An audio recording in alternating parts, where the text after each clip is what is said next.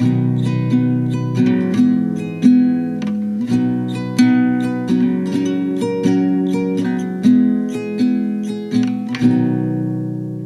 for downloading another episode of Growing Guelph. As always, I'm your host, Jordan Sloggett.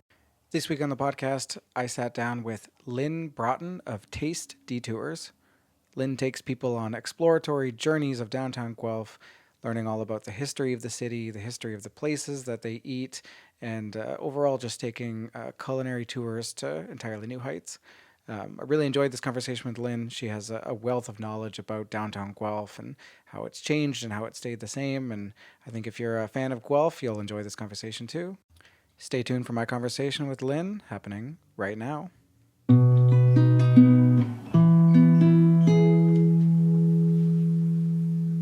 I'll lead us off into detours all the time, and sometimes I find myself being like, okay, why am I talking about this? What's going on? That's sort of nice though. It's natural, right? Yeah, and that's what, like when we were saying about the joys of podcasts, are that you don't have to be super produced and to the point and like soundbitey. Totally. And it's not all about like getting it down to a 1 minute. Like, No. I mean, I do put a social media video out for each episode, but I think, how I enjoy podcasts are getting to be that like fly on the wall of a conversation and like getting to know people. Totally. So, well, Lynn Broughton, thank you so much for joining me on the Growing Guelph podcast. Thanks for having me. I'm excited to get into your background and what kind of brought you to start your company and your what you do.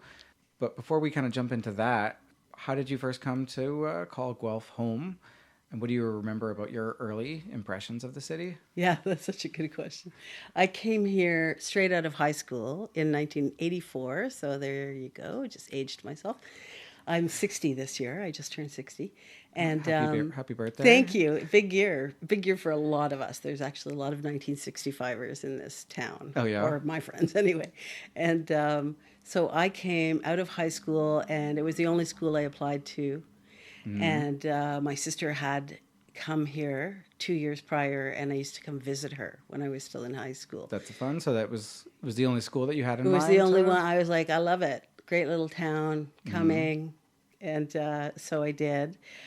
And what were my first impressions? Well, I came out of Toronto, right? So, and I do say Toronto. You'd think I'd say Toronto. I came out of there, which is a pretty multicultural place. Grew up there, grew up sort of in different places in the world. So to me, Guelph was like, I didn't understand there were no people of color in 1984. I found it so small. Yeah. And sort of just too white, to be honest. That sounds a bit negative, but that was my impression when I first came in 84. Granted, I was on campus.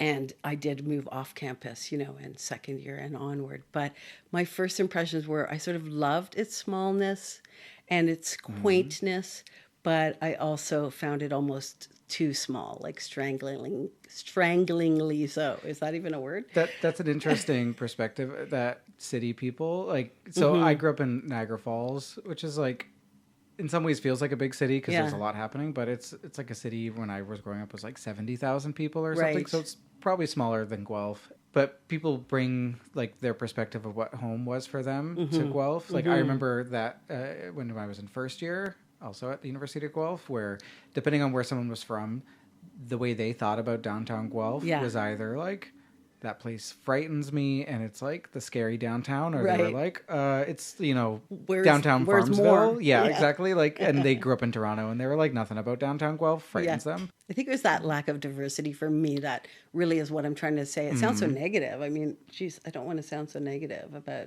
this town that I love, and have been here. But it can be a culture shock, right? It was a massive culture shock for me at first. And you're used to seeing diverse faces in your life, and suddenly it's just a lot of English and Scottish. I mean, you're especially when you're at the University of Guelph, because you're trying to know the names of these buildings, and there's like a McLaughlin, and there's like another Mick building, and McNaughton, right? And you're like, which one's which? Like Guelph's beginnings are, right? Yeah, it's a lot of old Scottish guys, Scottish men, 100%. They're all named after. That's right, exactly. So that was but it didn't stop me. I mean, I did choose to come here, and then as I moved off campus after first year and into town and into different homes as one does as a student, I really engaged with downtown more. I lived on the outskirts of downtown all the time. And so I really got to know the people and all of that. So I really grew to love it for sure. And you stayed, right? So I stayed, I left for 7, almost 8 years. And that's about the same as me. I went to school Did here, you? left for about 7, 8 years, and then got pulled back, and now I'm back and putting down roots, and I don't plan on leaving anytime soon. That's right. Or maybe anytime ever. Right, exactly. I did leave to live. I lived in Victoria for 7 years and on one of the islands out west too. That's interesting. Yeah. Maybe I've never even been to British Columbia, but I've heard people make the connection, the Guelph, British Columbia.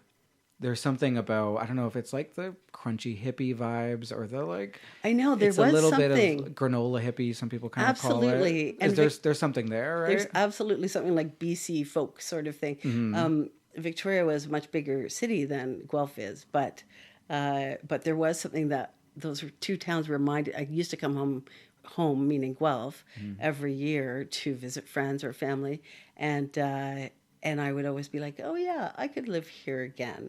There was always that little bit of a pull. And when I did move back after 8 years, mainly because my mom had gotten ill, and I was like, I need to come back. So that was a good decision. I eventually worked at the bookshelf for quite a few years, selling books, and I loved that job. But people would come in. I had always these public-facing jobs. People would come into the till, and I would say, oh, they're so familiar.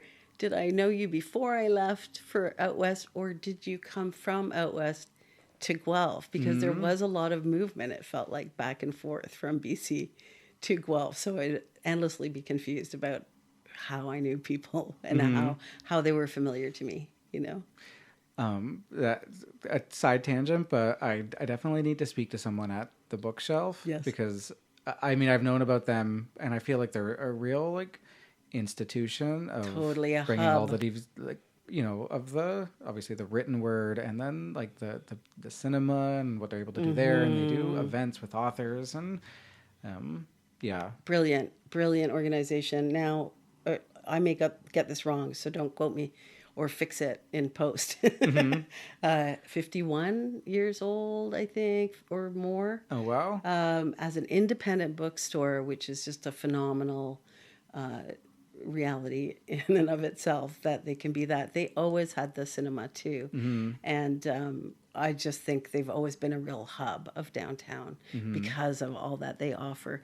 And they're this is former bookseller talking to you, they're true booksellers. They're not just like people scanning, whatever across the till. Like when I worked there anyway, many, many, many years ago, we were really engaged with buying the books and the magazine, having the magazines on the shelf and what we carried there, because it's not such a huge place that you can have 50 of a book. You have like 4 of a top seller, And that's almost a necessity to be a modern day bookseller, because everyone's aware that like Amazon exists, that every book is an ebook away, like in your pocket. And Chapters Indigo is in town as well. So if you want a store that has every book, you can go there. And if you want something that has like a book or several book lovers curated collections and ideas of things, and I think the bookshelf, that speaks to their strength. But I was going to say, we're not here to talk about the bookshelf. No, I know. And I do want to get into. We're already on tangents. I think listeners of this, they've either made peace with the fact that I'm a constant person just going on tangent, but no, I think they understand the style. Can you share a little bit about your global journey and how it shaped your appreciation for food, community, and culture, and maybe how that kind of planted the idea for Taste Detours? Absolutely. So as a child, I was born in Winnipeg. Then my parents from England and Scotland moved here, had us in Winnipeg and Gander. I'm one of 3. And then we ended up in Toronto. And from there, my dad, I remember we had a family meeting when I was 8. And this idea that my dad was going to take a job in Zambia in Africa. So this was the mid-70s. and it was a bit of a family meeting. Like, how do we all feel about moving to Zambia? So when you're 8, you're like, sure, can we take the dog? And so off we go. It was just awesome and fascinating, especially I think being that age, because I was sort of, so beautifully unaware of politics and of bugs, thought they were cool, snakes were awesome. And so nothing was very fearful to me. That's almost a magic age to It was move the to, best because if you're age. just a bit older, a lot of your identity can be wrapped up in your friend group and who you are at your high school and things like that. Yeah. And that's almost like the perfect age where you've got enough curiosity in the world that you're going to be excited by the move, but not so much actual baggage like holding It you was into a exactly place. that. And I remember thinking if I had children, and I didn't end up having children, but if I had children, I would absolutely pull them out of school at that age because it was so profound to me. And I remember some of it so much more keenly than I do later years, like high school years. So I think that was probably some of the beginnings of really informing certainly my palate and my interest in different flavors of things and different peoples and their stories and ways of doing things. Then we ended up living in England for a year before we came back to Canada, and again surrounded by all my relatives and this and that. So a lot of English food, and You that say can that be like good and bad. yeah, That I can guess be good and bad. there's stereotypes about the English Yeah. food, but I Yeah. mean, I've only visited England once, and I found more than just the food. Everything about England was somehow very. It felt so familiar, like Yeah. more familiar than even like visiting upstate New York in Right. America, where you're Right. like. That felt like upstate New York can feel more like bizarro Canada, where like it seems familiar, but then it's different in these weird Yeah. ways. And then England can just be like, oh, they're driving on the opposite side of the road, but other things are just Super and like familiar. people's accents are different in that. But then there's like, especially parts of Scotland and that, where just you can really feel that like, oh, I grew up in a place that the settlers of this land like I really understood that Yeah, connection you for can the make first that time. connection, and I think there was a lot of comfort food in context of food anyway. Bangers and mash, mince and tatties, things like that that I grew up with. It was very cool to be near this large family that I have there because we were only 5 of us here in Canada. We were the only ones that sort of, I guess, exited. So that was neat. Cousins and aunties and uncles and grandparents. Then I came back to Toronto, and I think that speaks for itself. You have lived in Toronto too. Great strength is like all the neighborhoods and all the different cultural foods. Yeah. And It's hard to be bored in Toronto. Like exactly. it's almost the opposite of like, oh, we want to eat out somewhere, and like, oh, there's so many different options, and there's a new place Exactly. down the street, and we could subway 20 minutes and it's visit 100 affordable too. Yeah, A it's lot of affordable, it like, is authentic affordable. food. It's Totally.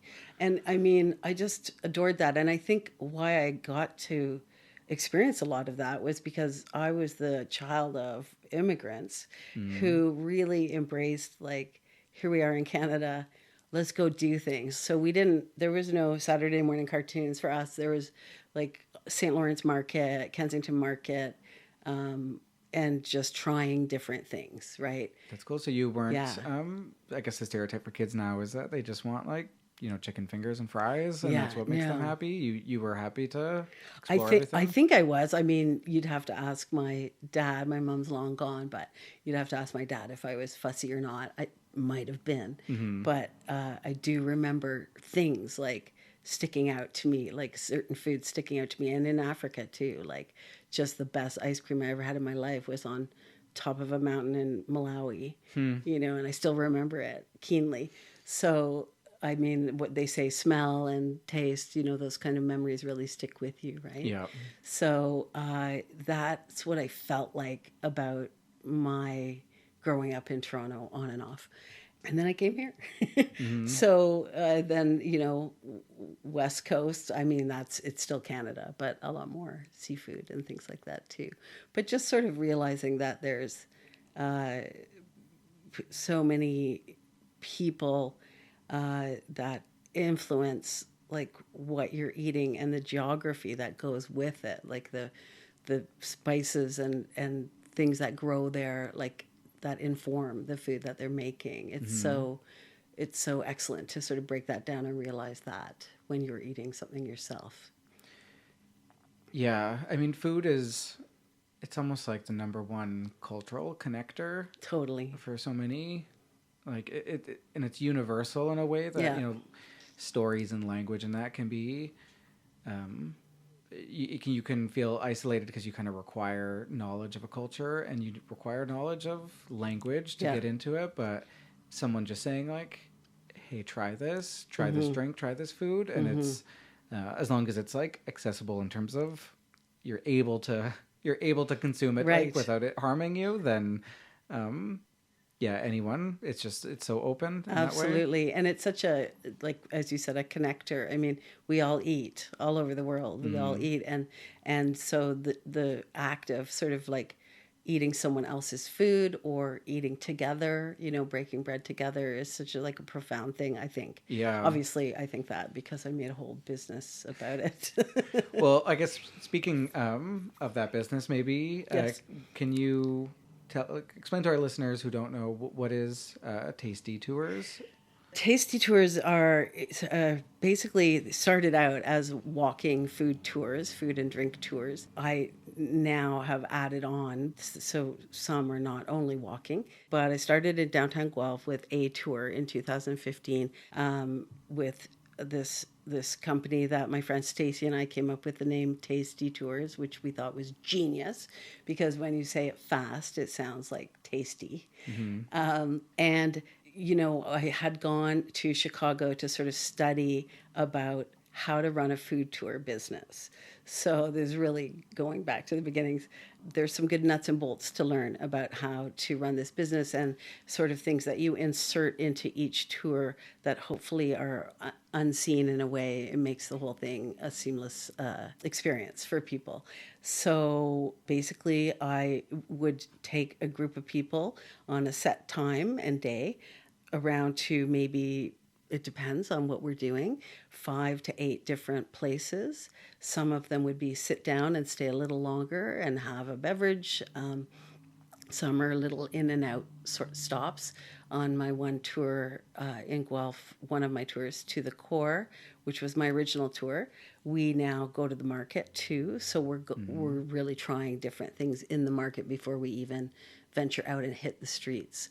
So basically, I'm meeting people, greeting them with something to eat, telling them a little bit about the history of Guelph and the founding of Guelph, the place named Guelph. Of course, people lived here prior to Europeans coming, but telling them about, John Galt and the colonization of Guelph and how food is played such an important role in creation of this town. Some say beer built this town too. And so sort of touch on all those things, not all at the beginning, give a little start at the beginning, and then we go to the first sit down stop, and then we'll go to the market, and then we'll come out. And in between all these stops, the whole thing takes maybe 3.5 hours long. I'm talking about history, architecture, and culture. And in between the stops, pointing things out, telling some stories. When we're in the places, you're hopefully hearing from some of the owners themselves, not always. If you don't meet them yourself, then I can share their story, which, I have as much info as they are willing to give me, and tell them a little bit about the story. Maybe in some cases tell them about the food sourcing. So all the while that we're breaking bread together and eating, they're just learning a little more about each place and the places in between where we go. It's in downtown Guelph. I mean, we're only really going not even 4 square blocks, and it still takes us 3 hours, right, to stop and sit and eat and talk. And so that's sort of the gist of it. It's a very long answer. That's not a very good elevator pitch about the business, but food tasting tours. It's interesting. I mean, as you're speaking about Guelph, it's interesting how many things about the city and about its history really align with like the concept of your organization in terms of well, there's the University of Guelph, which started as an agriculture college, and now I think one of their lines that how do they refer to themselves as Canada's Food University. That's right. And then in a lot of ways, like, we're surrounded by these like beautiful rolling hills of scenic farms and some very great agricultural land that we're surrounded by. It's partially why the Galt and the other people from the was it the Canada Company? Or part of the reason why they selected this land was just how prime the farming here was. But we're close enough to Toronto and the GTA that we're accessible to people. We're closer even than like St. Jacobs Market and that, but you can do a trip to the St. Jacobs if you want to from here. Absolutely. And it's like that really interesting blend of the science of like where the food's coming from, but then also the cultural connections. The deep agricultural roots, like the literal roots of this region, I think is exactly it, right? And the food science aspect is fascinating too, because you've got like the potential manipulation of the food, right? To continue. I mean, the Yukon gold potato is a Guelph thing, and all these things that are now, have really made a mark in our world. And I know some of this just because I studied biology and I have a minor in agriculture, and I've worked in agriculture. I have a minor in plant science, and I've studied agriculture and stuff like that, or worked in agriculture. So I know about this. But for our listeners, like the idea of tinkering with our food isn't new. Like, as a species, we've been doing that for hundreds of thousands of years. And now we have new tools to do it more like directly in terms of tinkering with the genes themselves. But it's just the latest development in a long line of humans, like doing anything we can to enhance and improve and just change how we're eating it and why we're eating it. Yeah, exactly. So I don't know if you want to get into it in terms of how relevant it is, but what did you study at Guelph? Oh, a lot of nothing, I'd say. That sounds just terrible and a bit trite. I don't mean to be so trite about it, but I wasn't hugely focused at university. I sort of came to university because it was expected. And I think it happens to a lot of us, right? Yeah. We look back at our time and it feels fuzzy and unfocused, but really, at that age, you're figuring out who you are as a person. Yeah, and a lot of freedom and away from home. Beautiful parents, didn't need to run away or anything, and hugely privileged to be able to, of course, come to school at all. So, but I did, the sort of general sociologies and stuff like that. I didn't actually end up finishing at U of G. That's how unfocused I was. And left school, moved out west, and worked there for quite a number of years before I thought I should finish this degree. What a spoiled brat thing to do, just to walk away on a degree. And so I finished at UVic. Okay. Yeah, and I ended up with women's studies and English.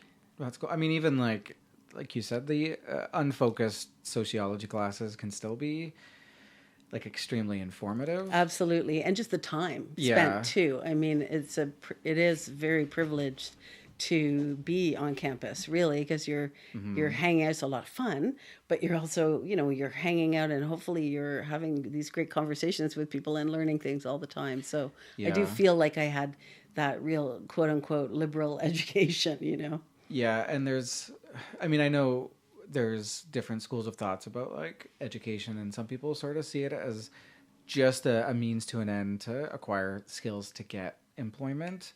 But there is that like hugely important aspect of education that's just like broadening your horizons and giving you a little bit of knowledge about a lot of things. Exactly. So at the very least, how little that you know about Exactly. something. Like it was really perfect for me being a generalist. Really, I think that's what it is, and I think that not everyone is, coming out of school going, I want to be a doctor. Yeah. I want to be an engineer.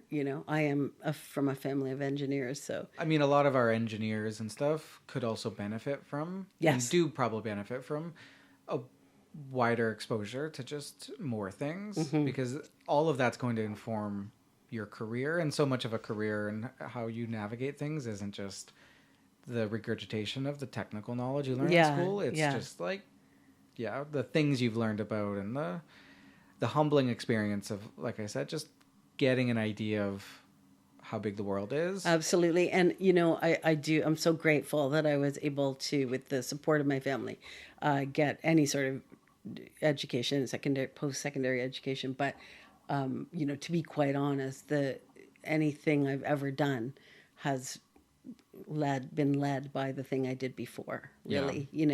And so this food tour business was you didn't ask me, but I'm just gonna segue right into that. That is my next question. So I was gonna say if there was something that sparked the idea, but what sparked the idea? Well, I did work for Downtown Guelph Business Association for quite a while, and that really gave me a great relationship with a lot of businesses downtown.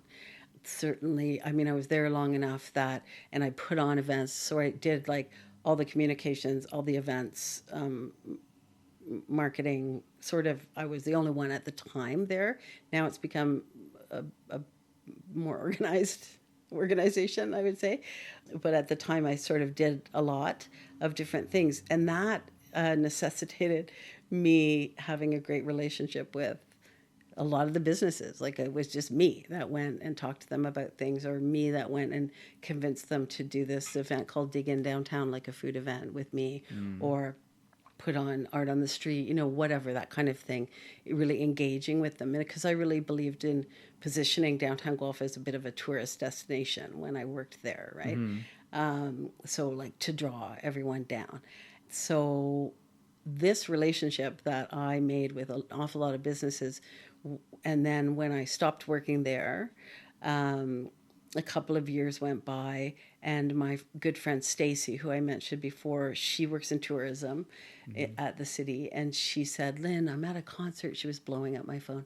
Oh, sorry, not a concert, at a conference right now, and a guy is talking about food tours as a really great second career.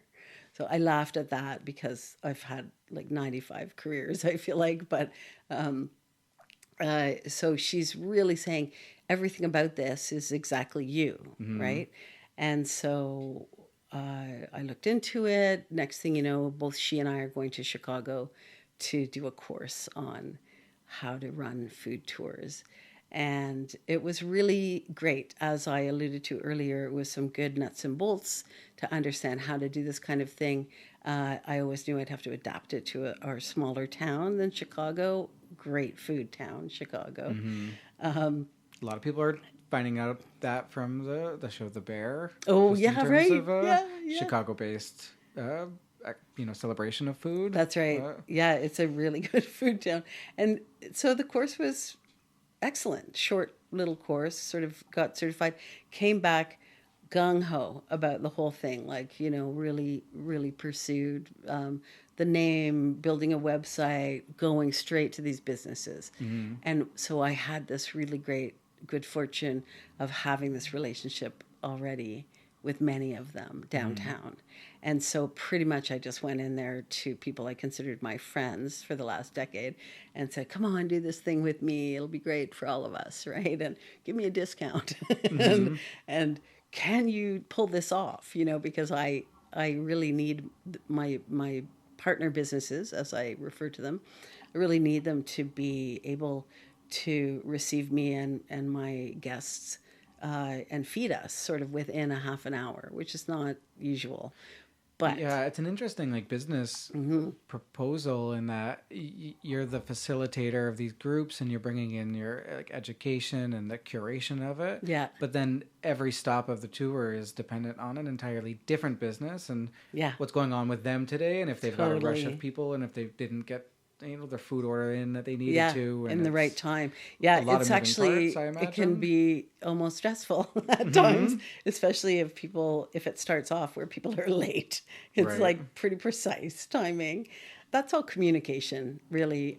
And sometimes that falls apart and I have to dance. But it is communication. And for the businesses, I try and convince them that, I could be your best customer, because who else is going to come in and you know exactly how many people at precisely the right time and what exactly we're eating, and we're out of there in half an hour. Yeah, right? I was going to say that's an important thing for businesses too, right? That guaranteed start time and end time. And exactly. So it's asking a lot, but I hope I'm also like a good customer to them, and to me it was really natural to champion like independent businesses downtown, right? Because which isn't hard to do in our downtown. Not at all, because we are all independent businesses, mostly.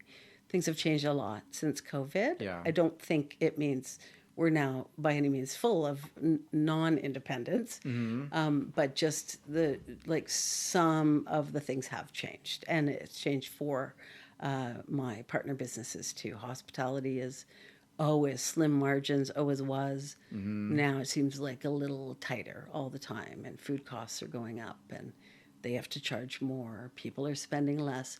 All of these things I end up feeling too in Taste Detours. Yeah, and it's, with the state of we're recording this on election day. I know. And the state of like the what's happening here, what's happening south of the border here, there's a lot of it's not an easy time to be a business owner in general, but not especially if you're a business that relies on like the certainty, and especially if you're in that not luxury business, but people who, going out to eat is a luxury for some people. Absolutely. And it can be one of those things that gets cut during tough economic times. It's exactly what's happening to me. I've noticed lately that I keep referencing, ever since things are tough, ever since COVID, like COVID is so long ago now, but like there is still the ripple effects, and I think keenly felt by businesses, from people that don't have the money to spend. Nobody's doing anything wrong by not. If they can't support, then fair enough. You can't support, but it's really impacted my business too. Who does have money to do tours are companies, celebrations, private tours. So, bachelorettes and family reunions and birthday celebrations, special event type of things. So I'm doing many more carefully curated sort of experiences off schedule, different than what I used to every Saturday, have a set tour that people would join in, like strangers would meet each other. That's in fact the whole theory of Taste Detours is like, I keep saying breaking bread together because that is what we do. But meeting strangers and connecting, right? Connecting over food, making those connections. I wonder if that's, so it's, you said like the pandemic is both, I think everyone feels the same, where it's like both feels like forever ago and also that we're still in it. Exactly. Because it's like we've sort of moved on collectively, but there was no, like, it's one of those things that you feel like you're living through history and that it's hard to make sense of it at the time. And it's only going to be 50 years from now when we categorize all these times and we can say like, there was this era and then this era and this era, and we're too in the thick of it right now. Yeah, I know. When we were in it at the beginning of it, I called it the big question mark, right? The pandemic, because you just had that sense like you don't know what's going to happen next, right? Yeah. I still have that feeling, and I have that in context of my business too. Like I don't actually know. I used to be able to count on, now 9.5 years in, patterns of selling some gift certificates in December, and people would come on a tour. We'd all pull on our boots and go on a tour in January together. And that is just not necessarily happening anymore. People aren't responding the same way, again, because of cost of things. And that's just something that they can't do. I've even had someone last night tell me that they used to go out to dinner with their friends once a month, and now it's once every 2 or 3 months. Like they literally see their own pattern shifted, right? Yeah. So, so I still feel like it's a big question mark, which has led me to go say yes to any proposal. Like, okay, I'm sure I can figure that out. I'm sure I can book us. I know. One of a recent conversation was with Colton Provo from Colton Brothers. Yeah, Brothers, and he was talking about how it feels like things have never really gone back to the way they were pre-COVID. Totally. In terms of even how people operate within physical spaces, like people being willing to make friends with each other. It's almost like we all had to keep 6 feet our apart. distance. Yeah. And it's hard to get. I mean, I found myself doing that on sidewalks where like you used to just like pass people on the sidewalk, and then during COVID you do this weird like dance of like giving each other even more space, or like crossing to the other side of the street. And it makes me wonder if like a lot of us who went through that, are we going to be forever, like, are we going to be seen as like, oh, that's how people from that generation are because they went through the pandemic. Because we're so shifted from it. It's interesting because Colton and I actually I just went in there recently, and he was saying, we were both sort of commiserating about this whole, like, who knows what's happening, right? And that is what we do know, is that people are behaving differently. And it makes sense that my Taste Detours is like keenly affected, because that was initially all about strangers coming together, right? To hang out and sit at a table and eat and chat closely. It's hard to get over the, years that we went through of don't meet with strangers, don't. Exactly. I mean, my wife and I experienced this when we moved back to Guelph at the end of 2020. Like, how do you make new friends when you can't have people over, when you can go to patios, but, we moved here in October. Right. So it's like, you can like say hello to acquaintances on the street, but how do you even make acquaintances? Like, there were so many barriers to making friends with people, and people's social circles shrank. Yep. We all had the like the bubbles and that we were we were keeping track of and living in, and it's people's focus and attention sort of shrank. And absolutely that I'm seeing like there seems like there's a hunger in the air, pun not intended, but there's a hunger for people to reconnect, and I think even like younger people are feeling like they're missing something. Yeah. So there's this desire to get out and connect. And, I think so. But people don't even have the muscles to know how to like what to flex or what to work maybe. on, right? I think conversely, there's some people that really got into the hermit lifestyle. Like it gave them something that maybe they were in the rat race or something, and they felt exhausted with life of working and going to work every day and coming home. And a lot of people look at their commutes very differently. Yeah. Where they're like I can't believe I used to spend hours a day fighting to get into an office, and now that they got a taste of working from home, and they're like... Yeah, so the shrinking, I think, has been good for some people too, interestingly. And so there isn't one or the other isn't right. I think you're right about a certain generation. I mean, at the time, it was tough for, especially I found, like our young kids or the teenagers. I felt so terrible for them. My husband is a high school teacher. So, he was, teaching online to nobody's face. Yeah. Nobody turned the camera on. So he didn't actually know. He encouraged them to write in the chat so that he knew they were there. Yeah, and that's such a, teachers most of them didn't get into that business to speak to empty webcams. Especially my husband. And just so much of communicating with a room of people and connecting with them is like bouncing off of each other's energies. Exactly. And there might be a day where you can recreate some of that in an online experience. Like, maybe with VR technology and whatnot. Like, there's some cool things that can be done. Sure. But we're not quite there yet. Yeah, and we're seeing real faces and not just screen faces, it's a different experience altogether. Yeah. Absolutely. We're fighting against, millions of years of evolution of seeing each other in person, seeing each other in the eye, like getting a sense of like, oh, about half the classroom is their attention is starting to drift, so you can like pull them back. Like, how do you do that when they're just a faceless webcam on the other side? Exactly. Or when the most important things to discuss are like, did you get out of bed? Yeah. Have you brushed your teeth? Teachers were asking those questions, right? Like, it's pretty crazy. So I felt so badly for kids. Yeah. And certainly parents of little kids. A lot of, that fell on women a lot, as it can do. A lot of my friends who have important jobs, they suddenly had to just juggle all that with also teaching their 6-7-year-old how to even be on a computer and call that school. It just was crazy time. Well, anyway, we're just like, this is like a COVID interview. No,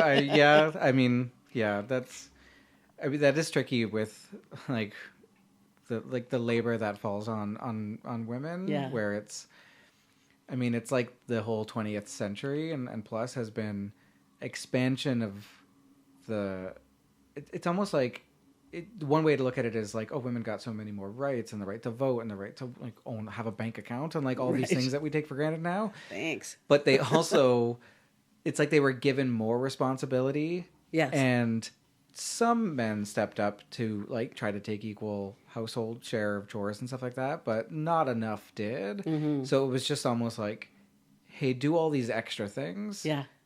Keep doing everything you did before. Yeah, in fact, we're going to judge you if your like right. ability to mother, ability to do all these things is slacking in any way. Yeah.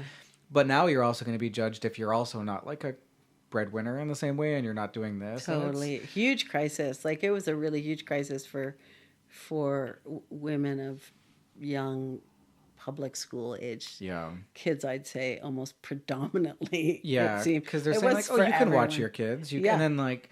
That's not fair to the kids. Like, they're not getting the same. But like you said, this isn't necessarily a COVID chat, but a good conversation, and it's one that has and continues to shape our that's world. Right, exactly. So that suffice to say, my Saturday tours, my ongoing Saturday tours that people would buy a ticket online and join in. Have dropped to offering those once a month, and I don't always get as many takers in that way, right? So business has shifted and changed as well, which is fine, but it does seem still like a big question mark. Yeah. Is my point. Yeah, I mean, Colton shared a lot of that when I talked to him. Of just like, that's the name of the game for small businesses, right? Yeah. Like, it's the luxury of the big businesses to talk about like quarterly planning and like having the 5-year like bigger thing. For small businesses, it's like just fighting over the scraps of people's money, of what's left after left in their bank account for fun spending, and people's like motivations and times and that, like, and just not understanding even any patterns out of that. Like, so you're just sort of dancing as fast as you can. I mean, it would be one thing if we understood, like Colton and I, different businesses but related businesses, understood, okay, this is what we do now. This is what it looks like now. It's still a little bit murky what it looks like. That all sounds really dour. Things are not dour at all. Like, there's still great food. There's still great farmers. There's whole new generations of farmers out there. Yeah. I've noticed, like, there's a lot of like younger people that are trying their hand at farming. There's a resurgence of, well, certainly today being election day too, there's a lovely new resurgence of the whole buy local thing, and now that's translated as buy Canadian, right? Yeah. So hyper focus on and people's that. Knowledge of that. I mean, I know some of this from having worked at a nonprofit dedicated to education about food, just that the access to information and people's sophistication, like things that were, there was like a documentary, it was probably close to 15 years ago, like Food Inc. Yes. Which was a big one, and it opened up a lot of people's eyes to certain things.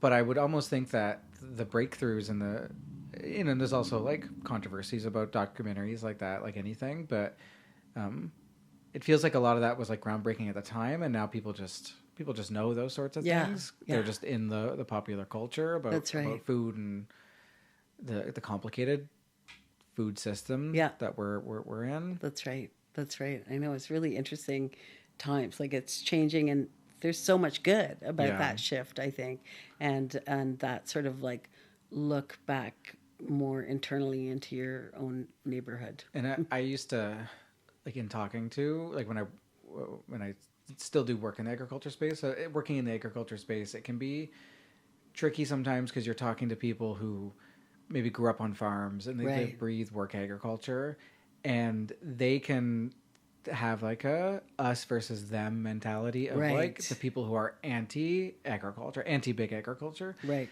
and you'd almost have to sometimes get through to them and be like, yeah, there might be like individual like activists and stuff like that who have a very oppositional take on stuff, but this sentiment of people being worried about what's in their food Yeah. and wanting to know, like all of that just comes from a place of curiosity, concern, and like genuine interest in Absolutely. like what's going on, like what's happening, what's being put in my food. Yeah. People just don't know, and they're, you know, we've had 2 centuries or more of people getting further and further disconnected from Yeah. that the world of where their food comes from. Yeah.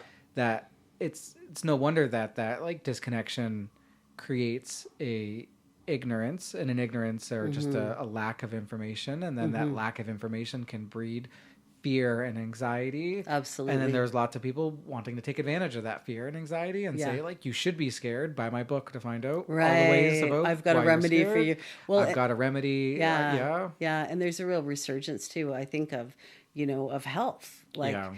and so people are like, what is the best way for me to eat? And and it supports something local too. Excellent, like that's good to know. If all of those things can be ticked off at the same time, I'm gonna be a vegetarian or just eating less of something that is, overproduced food, Yeah. right? With too many products in them. I know that like those trends came up in my conversation with Colton, where there's I was going to say the youth, but the younger generation is, and everyone to a degree is. It seems like we're having a cultural conversation at the moment about the role of alcohol in everyone's lives and how much to drink, and is there a healthy amount to drink, and things like that, and that can lead to tricky situations for companies that like produce alcohol. Huge shift in that, yeah. But it's an opportunity for them too to think like, okay, well, maybe people still want to have an interesting complex drink, but maybe they want it to be a much lower percentage, Yeah. or maybe they want, like, I know mocktails and things like Yeah. that are more popular. And it's good that we're having those explorations. It's just it can be tricky. Sure, like, if you have a brewery, yeah, I mean, that is what you're literally doing, right? But maybe it's more a matter of, how do you reach, what customers are you reaching? yeah, And how, right? Like, so maybe it's not, okay, this is such a stereotype, but maybe it's not just frat boys, drinking too much every Saturday night. Maybe it's, instead like 25, 50, 60-year-old women who are going out together socially, and they may not drink as much, but they want to have an interesting drink. They want to try something. They want to support local. They're still like, those are legit customers. They may be, it's just a different way of running things, I guess. yeah. Right? It's people who want to try maybe like a flight of different types of beers That's right. versus 6 of the same beer. Yeah. So I guess as a business, you just have to respond to all these changes, right? And I just keep joking, like, to dance as fast as you can to all these changes.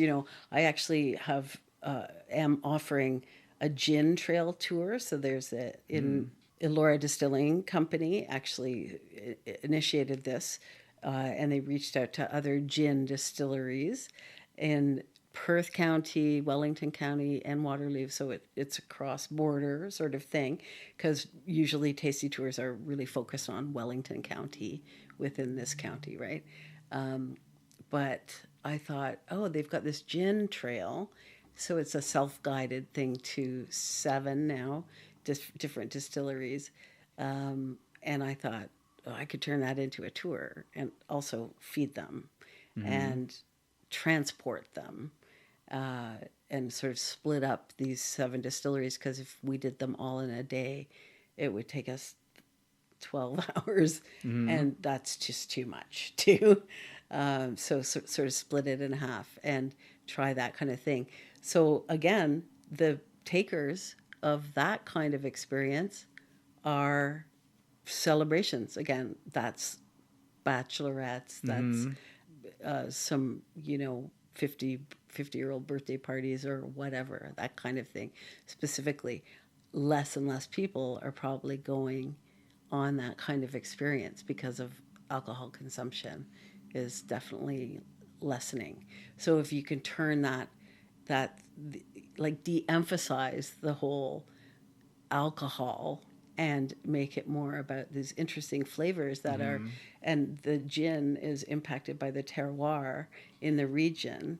So Elora Distilling's gin has its very specific flavor because of, the products that they use from the region, as compared to Willibald in Ayr, who has their own farm that they use to flavor things there. So, if I can encourage people, like, this is a flavor thing more than it is like, we're not going to visit all these places to get wasted, right?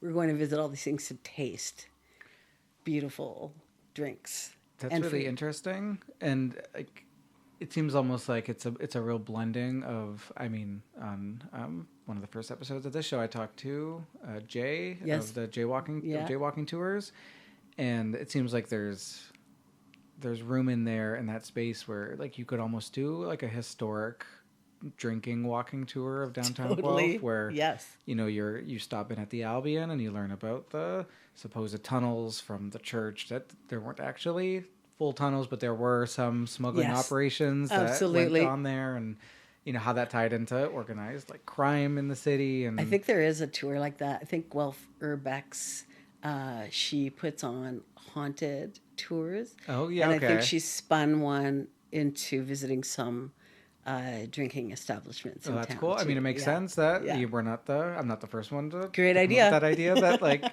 the culinary history of the city and how like our food and what we eat, what we drink, and all that. It's just 100% tied to who we are as people. Yeah.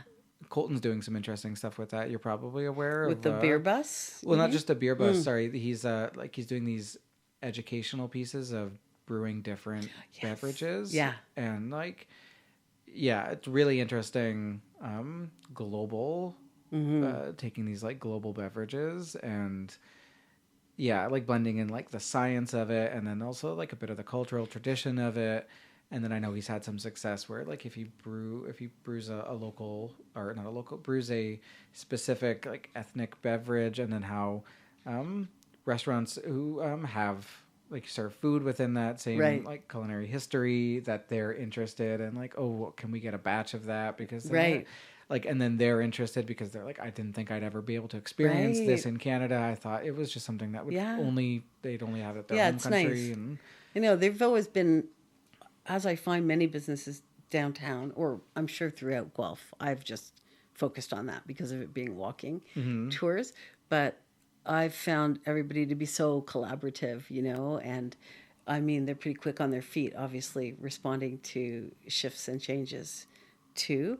But I think that's natural for Colton and Asa to really want to reach out to other people and sort of bring them into the fold of what they're doing. They've always been like, we don't have a kitchen, we don't make food, bring food in from across the road or whatever. And I always thought that was just an excellent business plan of theirs, and community style, collaborative, supporting people that are your neighbors, really. Yeah, and it makes it into what do they sound like the rising tide? Like it's lifting Yeah, everyone up around them, and exactly. it's not just another face that's a competitor against everyone. Exactly. Yeah. Which is really cool for them. Yeah. So you kind of talked about this, but your time with the Downtown Guelph Business Association, I feel like I'd really want to know from you, like, do you have any thoughts about Downtown Guelph at the moment, and like, is it heading in a good direction? Is it and I know it's probably more complicated than just good or bad direction. Yeah. It's just what's, as someone who's like an enthusiast and of Downtown Guelph, what makes you very like hopeful about it, and what are things that you're either concerned about or at least like paying close attention to? Well, let's talk about the positives first. It's still a place after all the years that I've been here anyway, now 30 something years, or since I returned 30 years, it's still full of independent businesses, and each of those people that run those businesses have their own stories, and they're champions of not only what they do, but their neighbors too. And it's still, I think, the heartbeat of Downtown Guelph is that, is really people really loving where they are. They're really proud of what they do, what they're offering, and they want to sort of fight the good fight to keep it all alive in the face of difficulty. Again, the whole pandemic thing, but also, they're going to be digging up Wyndham Street soon. There's been so many challenges, right? Just sort of one hit after the next. And so that's a big one, I think, coming up that is going to see some people leave or be perhaps forced out because they're not making it.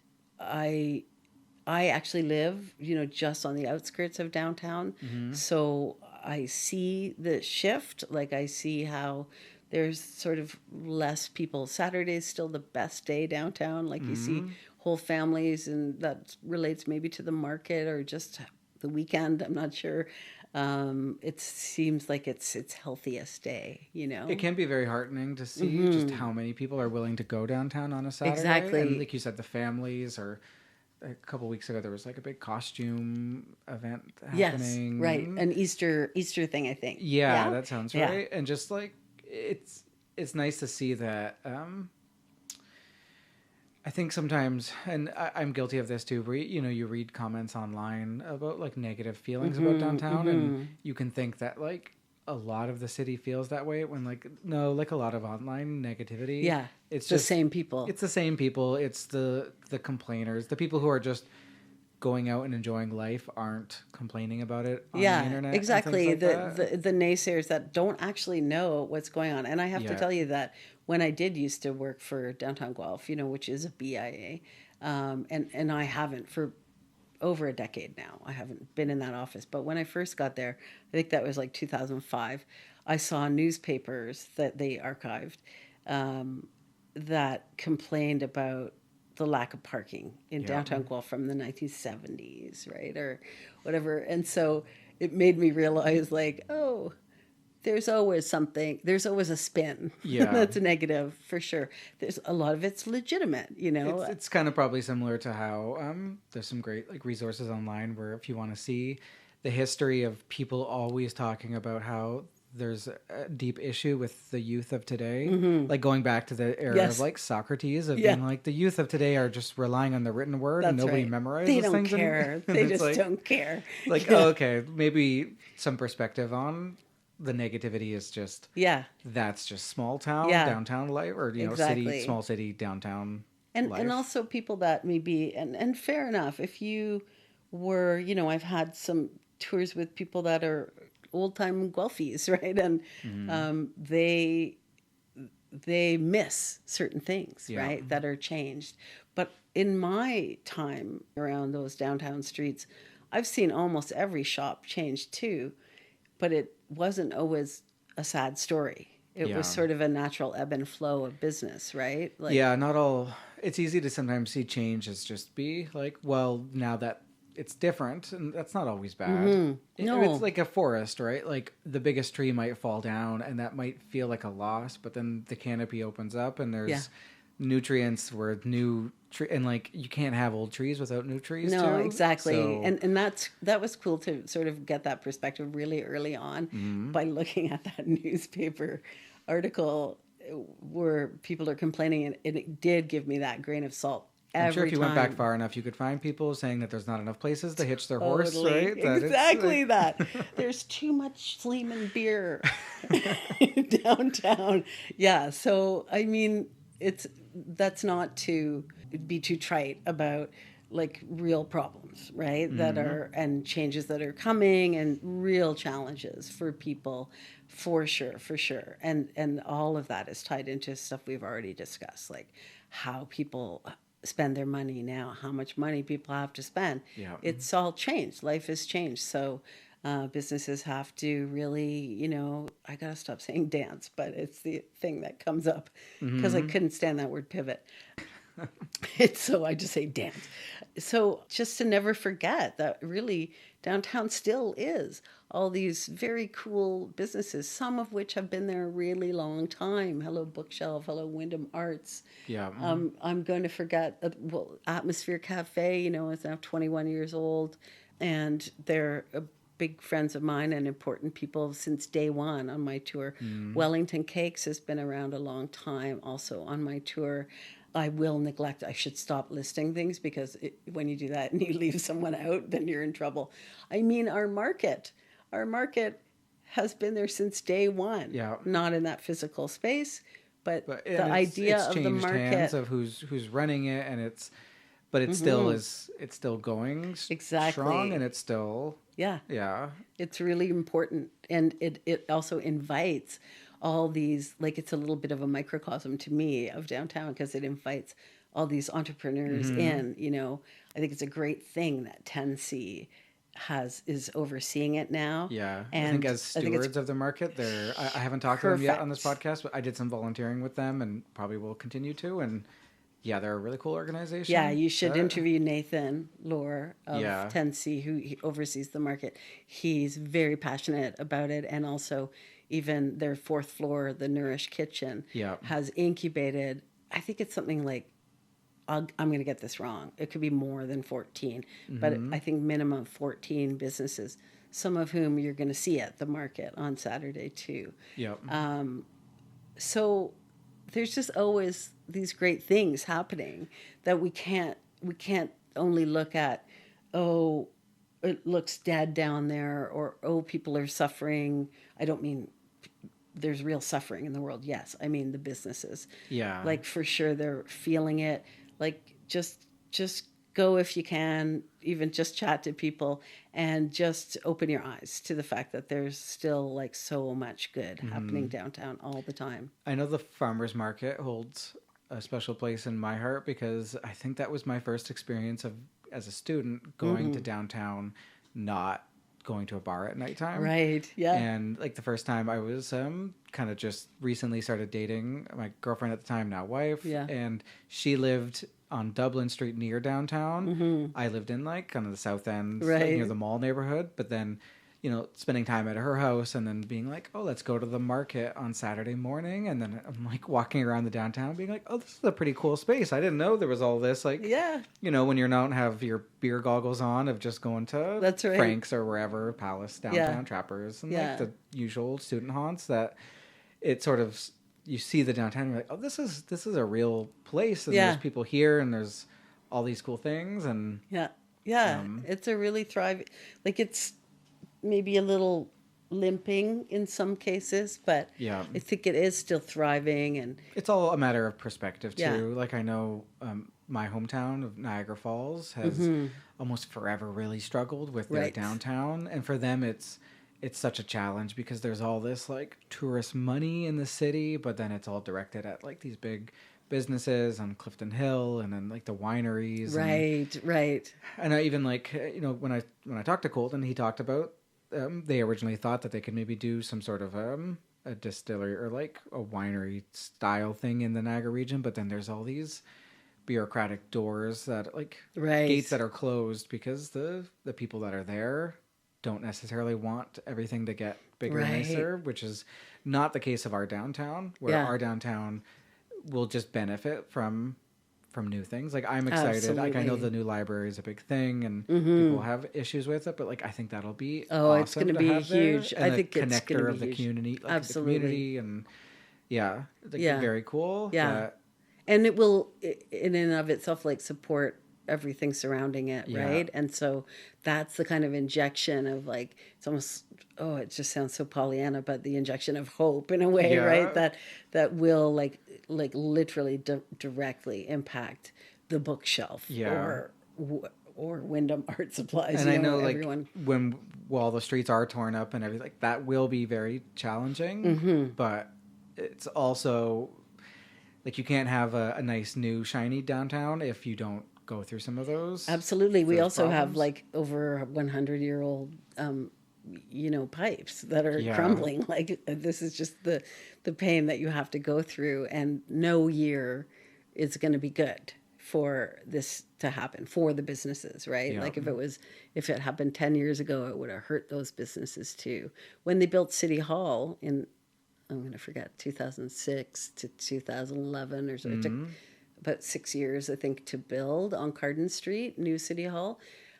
That really broke the back of some of those businesses, but also those that it didn't now thrive because that's a really busy street, And it changes the people's ideas about a street where, suddenly there's ice skating down there, and you can go down there on like during the winter. I remember being down there on like a random Wednesday evening, and there felt like 50 people skating. I know, and it's like, a good sized rink too, actually. And it's great. Like to see it actually being used and things like that. It's heartening. Yeah, I mean that's what I'd always want to say to the naysayers is like, come on a tour for one thing, and I'll give you some insight into the positivity, right, and the human face of things and the good flavor. Like you're going to maybe try something you haven't tried before, even if you've gone to that restaurant before. Yeah. Or you just might hear a little bit more in depth about that business and the people behind it than you would have known about it before. Yeah. And all these businesses and that, like you said, there's really interesting, unique stories at the heart of it. Absolutely. Like, it's very different than, and no hate towards any chain restaurant, but it's very different than walking into like a Kelsey's and sitting down, which like that's good if what you're looking for. It's like going to McDonald's, right? Sure, like it's you're consistent. going to get the consistency. I'm a fan of, if I'm on a road trip or something, like McDonald's is, like you said, you're going to get exactly what you think most of the time. Yeah.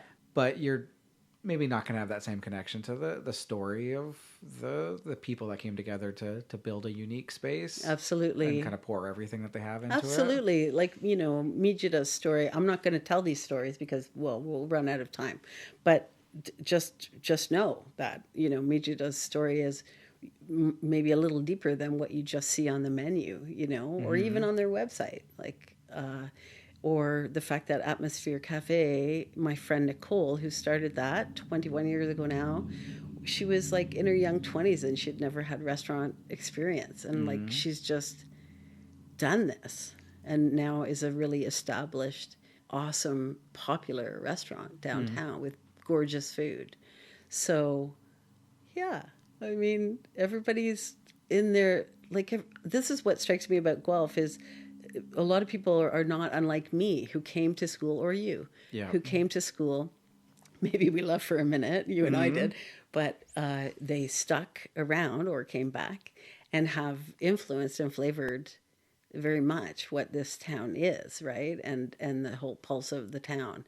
And so I think that is very common in a university town too. Yeah. I mean, it's common in a university town, but then there's, and I don't know if it's just the unique set of circumstances of where Guelph is and the particular size and the diversity of like industries and that people can work in here. But because, also being a hub where we have had different immigration booms over different times and all those different waves of different immigrants have brought all their uniqueness to the city. Absolutely. And their food in my case, right? It's also just so, like we were talking about the perspective, like you were saying about looking at the old newspapers and people complaining about parking. Yeah. It's been a universal complaint. Like any grumbling about waves of immigration that are happening now, like those same grumblings were happening at all of the waves that happened before. And we know that those resulted in the city of Guelph that we know today, Absolutely. Right? Where, like, pre the 1950s, like before the different waves of Italian immigrants came into the city, the city looked very different. Absolutely. It was very smaller. It was more concentrated downtown. And at the time, if you had said, okay, well, what if the city population increases by X amount over this amount of time? Like people would have said, that's going to destroy the Guelph. Like our Scottish roots of the city are going to be changed forever. Right. And like they were right. They would be changed forever, but I don't think anyone would say that they were changed for the worse. It's just different. And also the British roots of the Sleeman family as another good example. One of our top employers in the 1800s in this town, because of their Silver Creek Brewing in our West End, they would have employed an awful lot of people from the East End, from the Ward neighborhood, and that was our Italian immigrants. I don't know why I say our, like they're mine.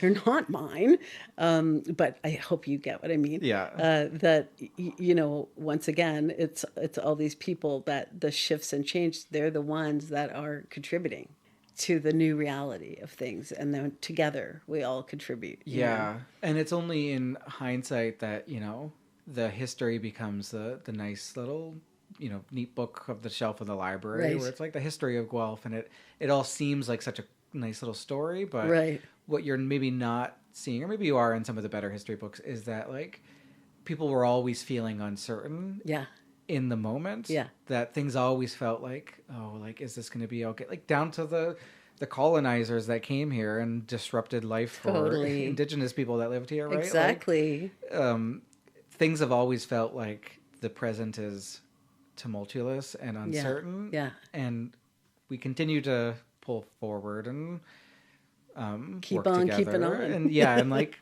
businesses will start and businesses will stop. That's right. It's not all bad. No, basically, it's not all bad. It's not all good either, but it's complicated. But and it does seem particularly profound to be talking like this on election day, right? Because tomorrow, who knows what it's all going to look like. I know after I record this, I'm going to spend the rest of the evening probably glued to the TV results. Me too. And then the people listening to this already know what happened, and to them it'll feel like settled business, and and they'll say, "Had they known." So we've talked around this concept a little bit, but in some of your writing about Taste Detours, you use the term gastronaut. Oh, how embarrassing! What does being a gastronaut mean to you? Okay, I wish I had. Why do you feel embarrassed about that term? Because I do. Because it means that you read my website, that I didn't edit that page. It's not bad. It just sounds a bit like, I don't know, put on. Yeah, I mean, I think I saw that term 10 years ago or whenever I started this company, and I was like, well, that's a fun term, right? Like, that's a fun word.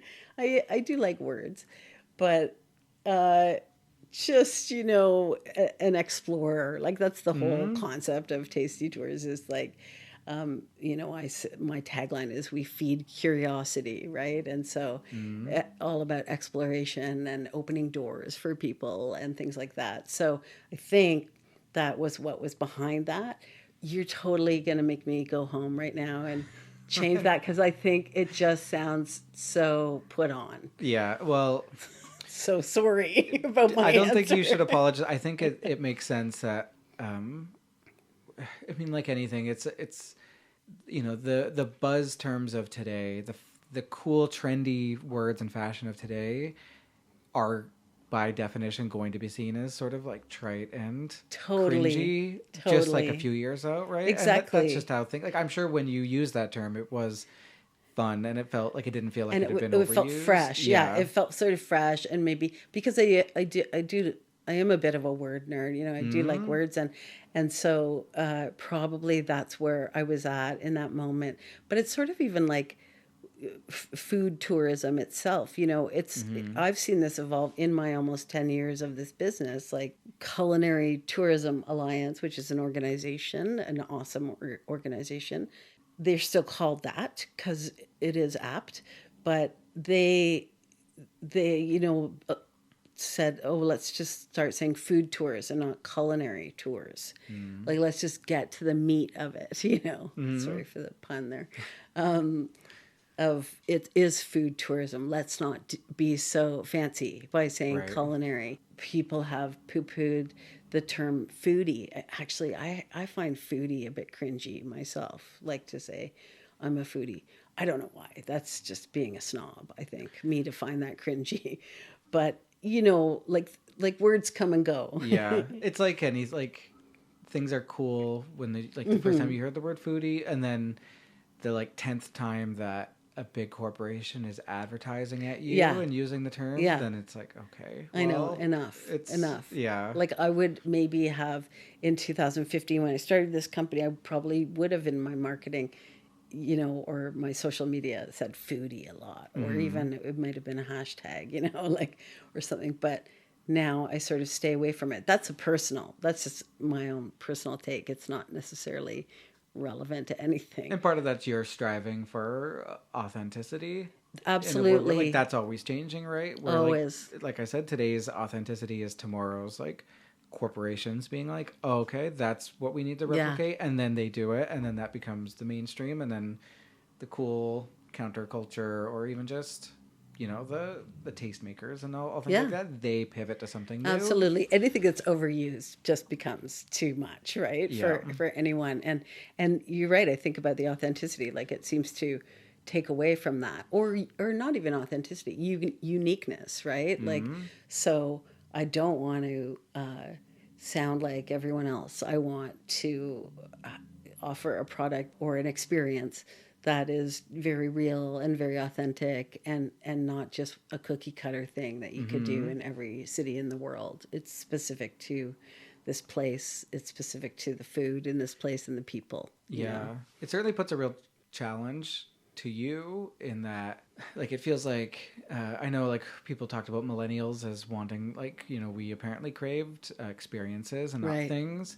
And then, like, the younger, like, Gen Z, Gen Z, or whatever, are, like, they're very big into, like, authenticity. And it's almost like a resurgence of the same sort of, like, 90s grunge sort of thing. And, like, a reaction to the, the corporate kind of, a lot of us millennials came of age during, like, Obama era, like, pure hope and everything's positivity. And social media is going to connect us all together. And then the backlash to that of, like, wait, social media is tearing us apart. Like, and then, it's just like the cycles that they flip through. But it seems like the younger people, like, they want an authentic experience that was unique to them. And it puts a challenge on your part to, and you kind of talked about this, like, putting these unique tours for people and these unique experiences, because people, they don't necessarily want to just join check in. The body. Everyone's experience has to be. Yeah, they don't want to join in a potentially reiterated something, right?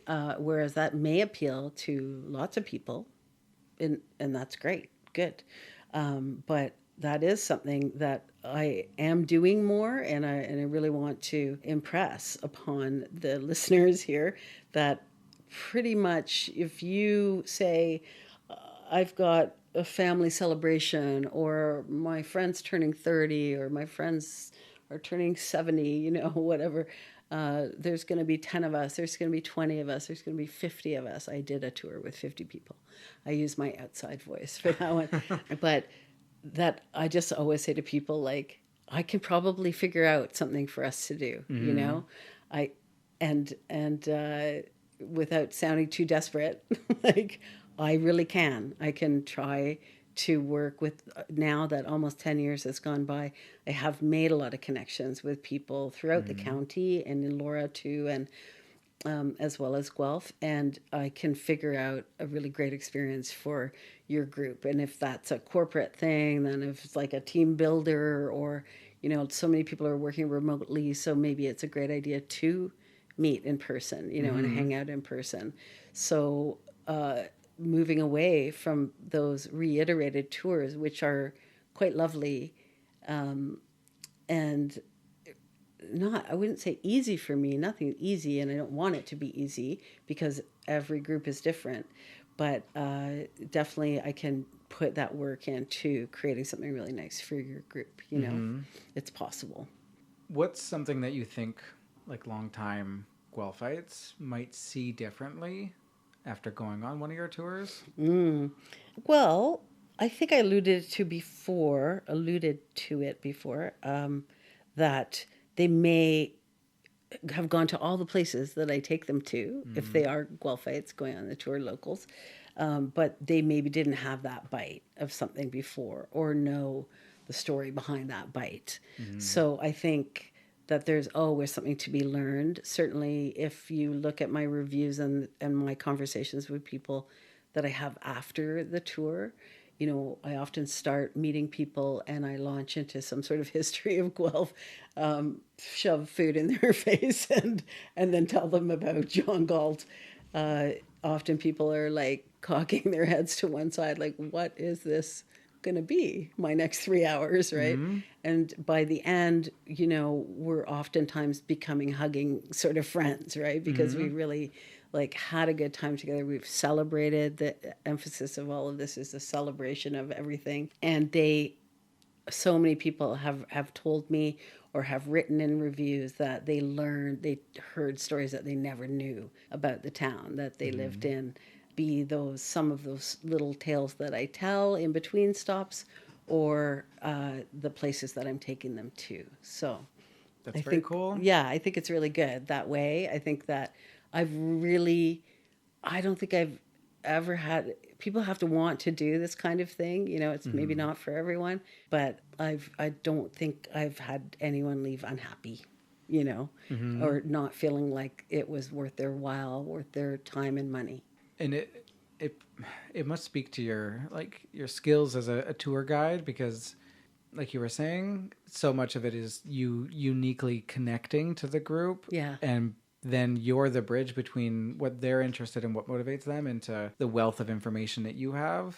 And if people wanted just like a static tour, there's other resources out there. Absolutely. You could pick up any issue of the Toque, which has many lovely like day trip sort of things in it. You could. I know, when I went to, I visited Pittsburgh one weekend and I did my wife and I did like a walking tour of the city, but it was like podcast form. So it was like as you're walking along, and like that's a very cool static resource that someone can make. But that's a very different, that was a solo adventure for us. And in your own time, there's a time and place for that kind of thing. Absolutely, yeah. But what you're offering people is like that real experience catered to them, unique to what interests and what drives them and their situation, and it's a real personable event. I think that's exactly it. Is hopefully you're left with that sense of it's a personable experience, right? That you've engaged with me. I always joke with everyone that I'm not shy and I like to hang out and eat with strangers, So because I do really feel like it's such a great way to be together, as strangers too, or as people that know each other, of course. Do you find most people on your tours are residents of Guelph, of the area, or is it a mix of? It's a real mix. Yeah. There's thousands of reasons why people come to this town. They may be parents of first-year students. They may be at a conference. I do always love when you can always spot the student on a tour with their parents around town. Totally. There's just something unique about that. I know. I'm always encouraging those first-year students. Come on, tell your parents to buy you the tour, right? Come and do that. Yeah, definitely that kind of thing. So I'd say, I don't know. I haven't broken it down in terms of percentages lately, but it's always been probably 50-50.